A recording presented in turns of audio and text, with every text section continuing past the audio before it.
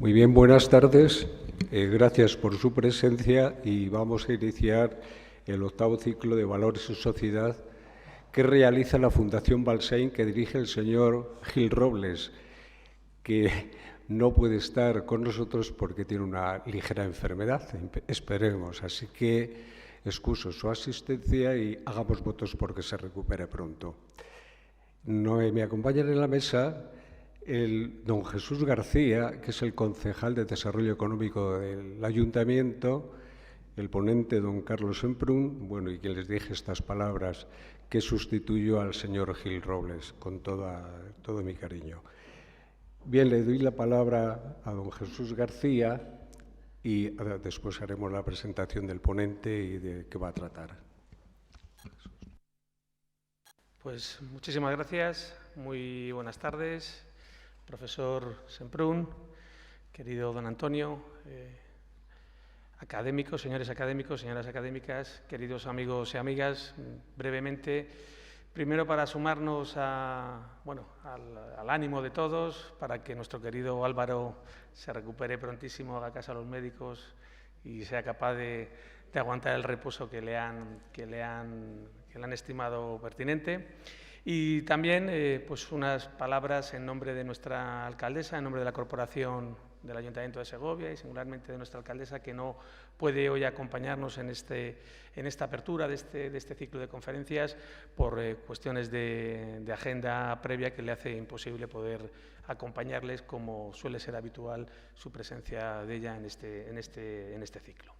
Y brevemente, pues para trasladar la enorme satisfacción que tiene el Ayuntamiento de Segovia, la Concejalía de Desarrollo Económico, a través de nuestra oficina Europa Directo, de colaborar en esta octava edición, en este octavo ciclo de Valores y Sociedad, en un día como hoy, un día importante, el Día de Europa, ese día que cumplimos, que rememoramos la declaración del ministro Schuman en cuanto a lo que se ha entendido que era el inicio de un proyecto magnífico, con dificultades, con muchísimas cosas que mejorar, que es el proyecto europeo. Y nos comentaba Álvaro la importancia que tiene la historia, y yo hago suya una frase que me ha encantado, y es que la historia no la tiene que reescribir nadie, sino que la historia corresponde escribirla a los historiadores. Y es importante, muy importante, el conocer la historia, el ceñirnos a la historia, en una época en la que pues se trata de reescribir, se trata de confundir y se trata de difundir masivamente noticias que no son verdaderas. Y estamos convencidos que este octavo ciclo de conferencias va a versar y nos va a ayudar a discurrir por ese magnífico mundo que es el mundo de la historia.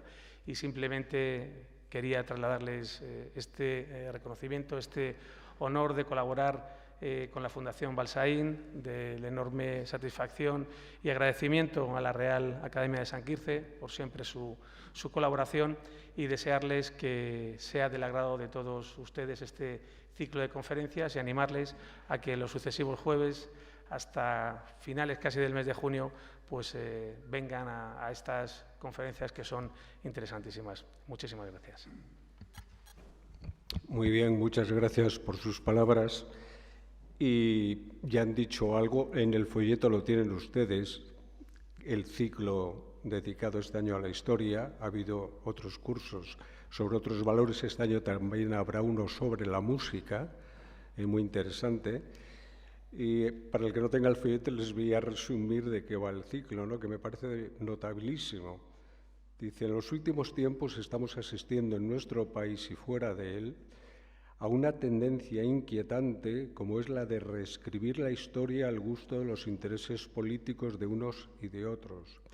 La reivindicación de los sectores independentistas catalanes es un ejemplo que ilustra muy claramente este intento de manipulación de la historia.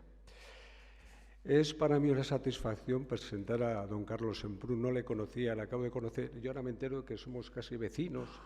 Nos une un cierto segovianismo en el mejor sentido de la palabra. Es profesor de Instituto de Filosofía, un experto en el campo de la filosofía de la cultura. Ha hecho estudios de literatura comparada en la Universidad Complutense de Madrid, estudios de ciencias religiosas, Universidad Pontificia de Salamanca. Voy a hacer un paréntesis, es algo que me fascina porque esta asignatura la estudiábamos antiguamente en la universidad y se perdió. Y me parecía una asignatura esencial, ¿no? Esto me gusta aún más, don Carlos. Director del Centro Cultural del Pozo del Tío Raimundo. Cuando digo esto así, dicen, ¿qué tendrá que ver la filosofía con el Pozo del Tío Raimundo? Bueno, pues tiene un gran compromiso con los problemas sociales y creo que es de un enorme valor, ¿no? Así que le felicito. Y ha sido vicepresidente o expresidente durante 4 años y bibliotecario durante 6 del Ateneo de Madrid, donde fundó la Cátedra de Filosofía Luis Vives. Investiga la obra de Baltasar Gracián, que también es otra cosa muy notable, y participa en los seminarios de la Fundación Zubiri. Es decir, que creo que tiene bastante que contarnos en relación con muchísimos temas. Por cierto, en el programa pone inauguración del ciclo El mito fundador por don Carlos Semprún. No, hay un error porque había otro ponente. Él va a hablar de las diferentes concepciones de la historia. Y sin más, don Carlos, le dejo y esperamos su charla. Muchas gracias. Bueno, pues buenas tardes y muchas gracias por haber venido. Muchas gracias, concejal, muchas gracias, académico y académicos. Desde luego el sitio es extraordinario y es fantástico estar hablando de historia en una ciudad que al entrar ves un acueducto. Es ya una manera de... Y cuando sales por el otro lado, maravilloso Alcázar, ¿no? O sea que aquí no se puede negar que la historia ha dejado un pozo en esta ciudad. Bueno, también me sumo a la rápida recuperación de Álvaro y alabar ese tipo de actividades personales relacionadas con la cultura o con cualquier otro ámbito, pero en el caso de que hablamos de la cultura, donde esas pequeñas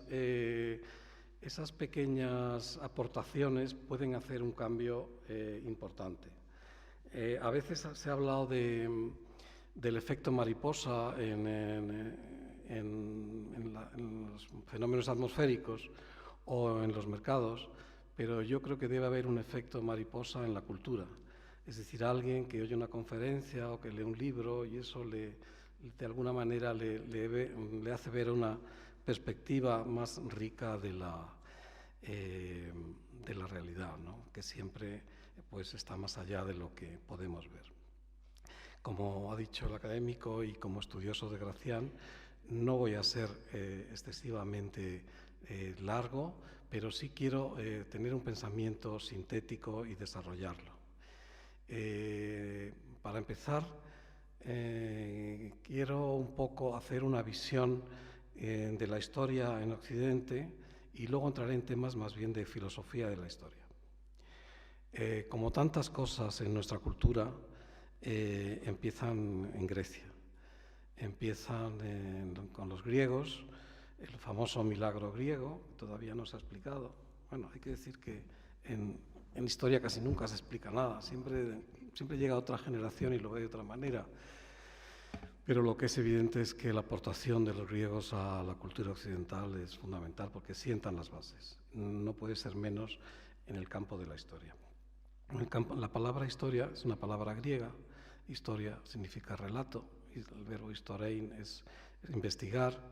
El adjetivo histor es ser testigo. Digamos que el padre de la historia en nuestra tradición es Heródoto, siglo V antes de Cristo, la famosa época axial donde cambia todo en Europa, Buda, en los profetas de Israel, etc. Heródoto, como padre de la historia, tiene 9 libros y lo más importante de este primer historiador de nuestra cultura es que de alguna manera abandona el mundo del mito. Hasta entonces las historias eran de héroes, eran de dioses, eran una mezcla. Pero con Heródoto, él simplemente hace una historia de lo que ve, en sus 9 libros. A mí me encantó cuando el premio Príncipe de Asturias Kapuscinski, el gran periodista, tituló su libro Los viajes de Heródoto, porque creo que uno de los pecados de nuestra cultura es a veces no conocer el pasado, no valorarlo y no ver las riquezas inmensas de ese pasado. Bueno, simplemente Heródoto lo ponemos ahí, en ese primer momento auroral del comienzo del género histórico en Grecia, y a través de esa tradición, hasta que llegamos hasta nuestros días, pues sigue Tucídides, siguiente generación, él oye oralmente, todavía estábamos en parte de la cultura oral, y decide escribir historia como buen ateniense. Él ya enfoca la historia buscando las esencias políticas de los acontecimientos. De esta historia clásica griega, salto un poco a los historiadores latinos, a Salustio, a Tito Livio, a Tácito, que tanta importancia tuvo en el tacitismo en la cultura española del siglo de oro, en la cultura renacentista, como modelo de historia que a su vez simplifica y ejemplifica muy bien lo que puede suceder. Y bueno, pues se cuenta una anécdota de un coronel inglés en la Primera Guerra Mundial que le preguntaron, bueno, ¿y usted por qué sabe exactamente los movimientos que hace el enemigo? Dijo, bueno, pues muy sencillo, porque leo a Tito Livio, ¿no?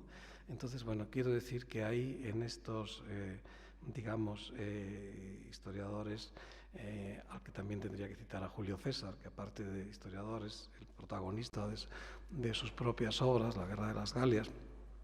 La historiografía romana ya es un corpus mucho más elaborado, donde la historia ya entra para siempre en nuestra cultura. Yo siempre he pensado que, como se ha hablado aquí de las ciencias religiosas, uno de los misterios más para el historiador, para cualquier historiador o para cualquier filósofo que analice los fenómenos históricos, son los hechos relacionados con las religiones, ¿no? ¿Cómo es posible que el cristianismo, una religión que aparece en Israel y que se extiende en 3 siglos, cope absolutamente el Imperio Romano, etcétera? ¿Cómo es posible que unos señores en el siglo, finales del siglo VII, principios del siglo VIII, a través de la religión del Islam, es una religión nueva, de pronto lleguen hasta Poitiers en un primer salto? ¿Cómo es posible que esas religiones políticas tengan esa fuerza en la historia? ¿Cómo es posible que en Israel, 5.000 años después de brindar por el próximo año en Jerusalén, hayan vuelto a Jerusalén? Son fenómenos históricos, por lo tanto son fenómenos humanos, por lo tanto son fenómenos de muy difícil y de una gran complejidad, pero que hay que señalarlos ahí, ¿no? Bueno, pues en el momento en el que ya el mundo cristiano de alguna manera aparece y se consolida en el Imperio Romano, tenemos la figura innegablemente fascinante de San Agustín o de Agustín de Hipona, que ya establece una consideración histórica, pero con contenidos teológicos que no existían en el mundo clásico, y a través de su libro, digamos, Civitate Dei, en fin, 32 libros, pues él de alguna manera periodifica la reflexión histórica desde la creación del mundo hasta el juicio final. A partir de ese momento, la historia cristiana tiene un referente en San Agustín, y la historia durante la Edad Media hasta el Renacimiento, pues sigue estos cánones de pensamiento. Se ha debatido mucho sobre si la Edad Media es una época oscura, tal. Bueno, pues la investigación histórica actual no está tan de acuerdo, porque hubo una serie de renacimientos, el renacimiento carolingio, hubo una serie de escuelas, como la escuela de Oxford, que de alguna manera prefigura la ciencia moderna con el experimentalismo, etc. Pero bueno, en el campo que nos movemos de la historia se convierte en una historia eclesiástica, una historia relacionada con el más allá y con la trascendencia. También ahora que se habla de las noticias falsas hay, por ejemplo, por poner un ejemplo de que siempre el ser humano ha hecho cosas muy parecidas, había un famoso documento que era una especie de Donatio Constantini, que es un documento que los papas esgrimían porque decían que era una donación que el gran emperador Constantino había hecho a los papas de Roma para ellos y sus sucesores, para que fueran realmente los emperadores de Occidente. Bueno, pues este documento, que es falso, se ha demostrado que es una falsificación hecha en el año 700 y pico, pues era una cosa que en Roma utilizaban para reclamar nada menos que la tiara del imperio. Y ya en el concilio de Siena, en 1453, el cardenal Nicolás de Cusa dijo pues, que eso, en fin, que no era cierto y que por ahí pues, no había una legitimidad histórica. Es importante que cuando la Edad Media da paso al Renacimiento, aparecen historiadores de nuevo cuño donde el mundo, digamos, de la fe, el mundo de la Biblia, pues no tiene ningún valor. Por cierto, aunque sea una anécdota, en el Nuevo Testamento la palabra historia solo viene una vez y es en la Epístola de los Gálatas y viene en el sentido de testigo, que el Nuevo Testamento sea un relato de carácter histórico, pero no viene la palabra historia concretamente. En el Renacimiento, digamos que como historiador emblemático, yo escogería a Maquiavelo, que aparte de su famoso libro El Príncipe, es un historiador de la ciudad de Florencia, a la que él amaba y a la que nunca consiguió, bueno, pues tuvo que estar desterrado, etcétera, etcétera. Y entonces Maquiavelo ya tiene claro que la política es el arte de llegar al poder y conservarlo. Maquiavelo ya utiliza la razón de Estado, o sea, el príncipe no tiene que regirse por un código ético de máximos, sino tiene que, pues de alguna manera, moverse en el campo de la realidad que le toca. En aquel momento donde convivía con César Borgia y con todo esto, pues evidentemente debía ser muy complejo, ¿no? el hacer político histórico. Por cierto que, como ya saben ustedes, el libro de Maquiavelo, el referente político que él utiliza es nuestro rey Fernando el Católico. Y en este sentido quiero señalar y decirles a ustedes que yo estoy muy contento de que esto ocurra, de que ahora por fin en los historiadores y en la nueva producción historiográfica se está valorando la historia española universal en la medida de lo que es una de las grandes historias de Occidente. Y a partir de un libro que, perdón, acá este discurso, de hispanofobia, de Elvira Rocabarea, donde, en fin, todas las historias desde Holanda y desde se critica a España, bueno, pues todo esto está quedando un poco al margen y yo creo que debemos de alguna manera valorar nuestras gestas históricas, nuestro papel en la historia y el papel en Occidente de España en todos los ámbitos, pero desde luego en estos siglos es fundamental. Digamos que en el Renacimiento hay una serie de historiadores importantes. En Italia es curioso que Italia, que no logra su unidad política hasta el siglo XIX, tiene una enorme importancia en los estudios históricos con Guicciardini, y el creador en el campo filosófico, pero también histórico, de la historia como ciencia es un napolitano, Giambattista Vico, que escribe su libro, que es básico, Ciencia Nuova, en 1754, donde aborda la temática de la historia como una ciencia.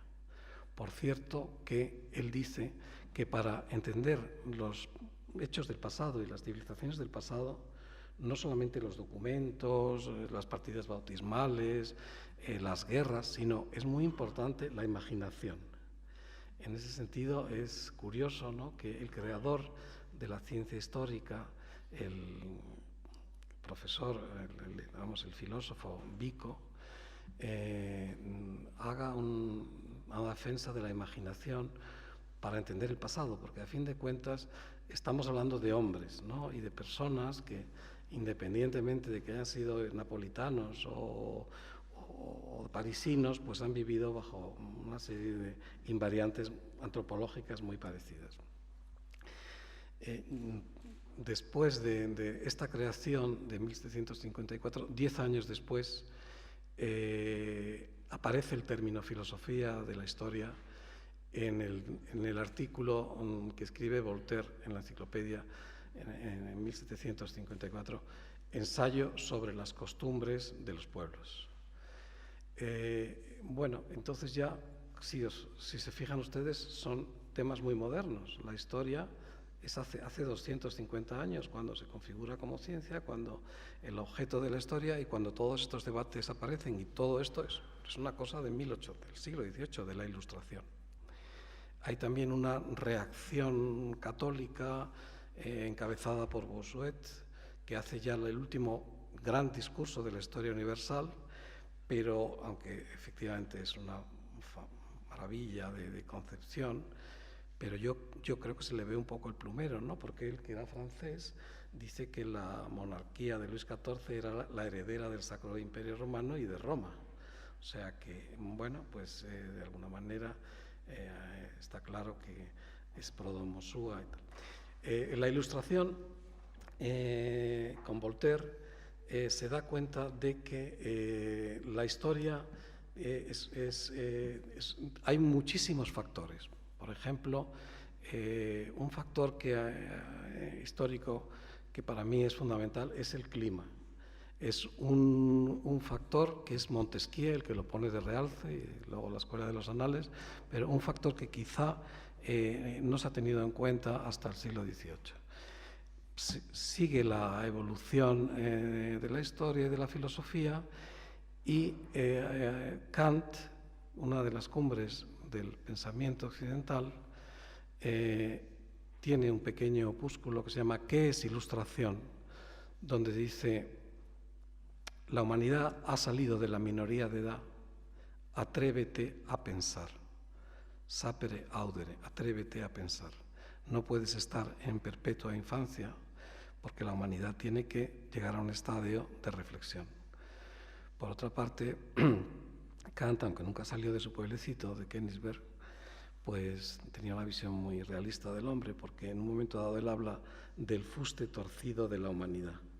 O sea, en ningún momento piensa que somos ángeles, sino una visión realista y centrada en lo que es la naturaleza humana. Él ve la historia humana en clave cosmopolita y hace una serie de razonamientos filosóficos para buscar el estado ideal del hombre y de la sociedad, que es la paz perpetua. Y entonces, bueno, aquí, pues y además como es el día inaugural de la Unión Europea, el 9 de mayo, se podría decir que en cierto modo Kant dijo que lo ideal para llegar a esa paz perpetua era hacer federaciones de estados en los cuales no existiera la guerra, y a partir de ahí, pues hipotéticamente, que todo eso fuera una cuestión, digamos, universal, y la sociedad viviera bajo la paz perpetua. Sabía que evidentemente esto es una utopía, pero a veces las utopías son necesarias para marcar un horizonte hacia donde nos dirigimos. Tras Kant, estamos todavía en el campo del idealismo alemán. Hegel no solamente hace una filosofía de la historia ya más elaborada, sino que descubre un método, el método dialéctico, la historia como un proceso dialéctico, donde hay unas tesis, antítesis y síntesis. Hegel, que es el gran filósofo, el último gran filósofo sistemático de Occidente, pues se le puede considerar, yo le podría considerar un filósofo de la historia realmente. De todo ese pensamiento hegeliano, de lo que llamamos la izquierda hegeliana, surge Marx, surge el marxismo, el cual ya, independientemente de los errores que haya tenido el marxismo o sus aplicaciones, pero es evidente que las intuiciones del joven Marx sobre la alienación, las intuiciones de Marx sobre el entramado económico que rige la historia y que a veces, pues aparte de lo que siempre se ha llamado historia rebus gestarum, la historia de los reyes, de las batallas, etcétera, pues hay un entramado económico importante que está ahí y que de alguna manera hay que analizar también. Curiosamente, estamos hablando de hace 160 años, un filósofo alemán, Dilthey, descubre por primera vez en la filosofía la dimensión histórica de todo lo humano. Y a partir de ese momento, antes y después de Dilthey, la historia ya entra como parte de cualquier reflexión que se haga sobre el hombre. De Dilthey pues pasamos, por ejemplo, a un sucesor nuestro que tenemos muy cerca, José Ortega y Gasset, que dice: el hombre no tiene naturaleza, el hombre tiene historia. Bueno, volvemos al gran siglo de la historia. El siglo XIX es el gran siglo de la historia, donde surgen desde concepciones racistas como la de Gobineau, donde la raza es el fenómeno, digamos, que debe, de alguna manera, las luchas de razas son la explicación de la historia y el mito racial, razas superiores, etcétera. Toda esa elaboración, que ahora está absolutamente pues desprestigiada y no tiene mayor interés, pero sin embargo tuvo a finales del XIX, sobre todo en el ámbito germánico y yo creo que en Francia también, un cierto interés académico. Después, bueno, el marxismo, la Escuela de Frankfurt, todo esto da a que en el siglo XX la historia, digamos, la escuela francesa de los anales, porque Francia ha tenido la suerte de tener educación gratuita, laica, obligatoria, desde 1890, desde el ministro Ferry, y bueno, pues de Francia surgen los grandes historiadores, las grandes escuelas como los anales, y la historia de alguna manera se fragmenta. Hay un famoso texto de Aristóteles en su Metafísica que dice: el ser se dice de muchas maneras, pues ¿quién podría negar hoy que la historia se dice de muchas maneras? Hay historias de género, historia de las mentalidades, historia de la mujer, historias de los vencidos, historias de los pueblos sin historia. Por cierto, los pueblos sin historia, que son los pueblos que no tienen escritura, los pueblos, digamos, que los antropólogos estudian, pues al final, como quitemos la historia del bachillerato, los jóvenes del futuro van a ser jóvenes sin historia, porque claro, si ya no saben lo que ocurrió 100 años antes, pues eso es una cosa preocupante, ¿no? Bueno, entonces, actualmente hay una enorme... ha pasado, pero ha sido una moda, la moda del estructuralismo histórico, la arqueología de saber de Foucault, pero en este momento yo lo que más conozco por mi dedicación son los estudios culturales y son realmente fascinantes. Es fascinante, por ejemplo, cómo surge la idea del purgatorio en la Edad Media, cómo procesos de secularización en Francia, o Peter Burke, un historiador inglés, la recepción de determinados textos en la cultura europea, el cortesano, libros de Gracián, la idea de la mujer, etcétera. Realmente los estudios, todos estos microestudios, a lo mejor pierden la perspectiva global que tenía antiguamente. Por ejemplo, don Marcelino Menéndez y Pelayo pues tiene un libro que se llama Historia de los heterodoxos españoles. Yo tenía un amigo que decía: Carlos, es buenísimo para saber lo que tienes que leer, ahí están todos, ahí están los más interesantes, los heterodoxos, ¿no? Bueno, pues yo creo que ahora en ese sentido la historia no conozco muy bien, pero creo que es muy interesante, los estudios de Said, los estudios del poscolonialismo, etcétera, pero quiero decir que hay una ebullición en torno a los estudios históricos y creo que hay ramas de todo ese tipo de investigaciones que tienen un enorme futuro. Lo que yo conozco como los estudios culturales, por ejemplo en Francia, Roger Chartier empieza a estudiar las bibliotecas y va viendo cómo cambian los libros en las bibliotecas y cómo después de la Revolución Francesa, en vez de llevar libros religiosos, eran otro tipo de libros, y sobre eso se estudia las mentalidades. Entonces, bueno, creo que todo esto es una cosa realmente fabulosa. Bueno, hasta aquí, digamos, hasta los últimos grandes filósofos de la historia, Arnold Toynbee, Oswald Spengler, ¿no? Que, de alguna manera, cada uno de ellos veía una serie de civilizaciones que podían tener su desarrollo y su decadencia, la decadencia de Occidente, ¿no? Bueno, todo este tipo de construcciones histórico-filosóficas hoy día no tienen o sea, no están, digamos, en el candelero, en el debate académico, pero a mí me hizo mucha gracia que Henry Kissinger hubiera hecho su tesis doctoral sobre la decadencia de Occidente. Por otra parte, un libro que les recomiendo a ustedes, fantástico, libro editado en los años 20, y que en Alemania pues, fue un revulsivo, ¿no?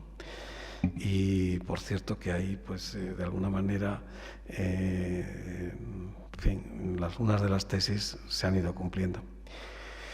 Bueno, este ha sido, más o menos, he querido hacer una síntesis de cómo la historia, desde los griegos hasta hoy, se ha ido desecularizando, se ha ido secularizando, se ha ido centrando en diversos aspectos. Hoy día hay historias culturales, historias políticas, historias de todo. El objeto se ha ampliado, pero todo esto genera una serie de problemas filosóficos que quiero entrar a continuación. Es decir, por ejemplo, ¿tiene sentido la historia? La historia tiene sentido. La idea de progreso, que es una idea que en el siglo XIX era prácticamente una especie de dogma, ¿no? La humanidad progresa. Pues ¿por qué progresa? Pues los aviones, la industria, todo progresa a nivel técnico. Hoy día la idea de progreso está muy, muy devaluada. Evidentemente hay en algunos ámbitos técnicos o médicos o científicos hay un progreso notable, pero ese progreso redunda en la eticidad humana, en la mejora moral del ser humano. Pues no lo sé porque los problemas filosóficos están en el candelero, pero son preguntas, no son respuestas, ¿no? Isaías Berlin dijo, no quiero hacer filosofía porque quiero estudiar algo que sepa más al cabo de unos años que al principio. Y en filosofía pues siempre estás dando vuelta a lo mismo, ¿no? Bueno, pues efectivamente, el otro tema importante desde el punto de vista de la filosofía es la exactitud histórica, el concepto de verdad histórica. O sea, ¿la historia maneja la verdad o simplemente la historia es una proyección del que escribe la historia? La historia, tal y como la vemos, es simplemente, y aquí cito a Zubiri, que es uno de los filósofos españoles que yo creo que son menos conocidos, pero que tienen mucho que aportar, aunque ahora hay grupos de estudio de Zubiri por todo el mundo, en Nueva Zelanda. La historia es una transmisión que una generación hace a otra, es una transmisión de posibilidades. Esas posibilidades se pueden desarrollar o se pueden frustrar. Cuando, por poner un ejemplo, que yo creo que entraría en relación con muchas de las cosas que se dicen en la Fundación Balsaín, cuando murió Franco, se hizo una transición. Había una generación que quería que el país funcionara bajo otros esquemas y que hubiera una serie de problemas que se resolvieran. Pues esa generación cumplió un papel que se hubiera podido frustrar, no se hubiera podido hacer, porque la historia siempre es una transmisión de posibilidades. ¿Quién hace esas posibilidades? Según Carlyle, los grandes hombres. Pero esto ahora está muy devaluado, pero sin embargo también es cierto que hay gentes como Napoleón que son insustituibles en la historia, ¿no? Pero bueno, todo esto depende del enfoque. Entonces, hay una serie de problemas filosóficos en torno a la historia. Yo quería resaltar que cuando se veía en las épocas cristianas la providencia en la historia, el providencialismo, siempre he oído una frase que decía: vinieron los sarracenos y nos molieron a palos porque Dios protege a los malos cuando son más que los buenos. Entonces quiero decir que siempre ha habido ciertas dudas de que esa providencia histórica llevara el timón de todos los asuntos, ¿no? Pero bueno, actualmente que ya, digamos, estamos en la posmodernidad o hemos entrado en una serie del pensiero de Évole, en el mundo posmoderno, los metarrelatos han desaparecido, pero de alguna manera con todos esos pequeños trozos del puzzle tenemos que rehacer el puzzle. Los griegos creían en la naturaleza. Los medievales creían en Dios. Los modernos creían en la razón, en sus múltiples variantes. Y nosotros no creemos en nada. Precisamente por eso tenemos que reconstruir todo. Muchas gracias.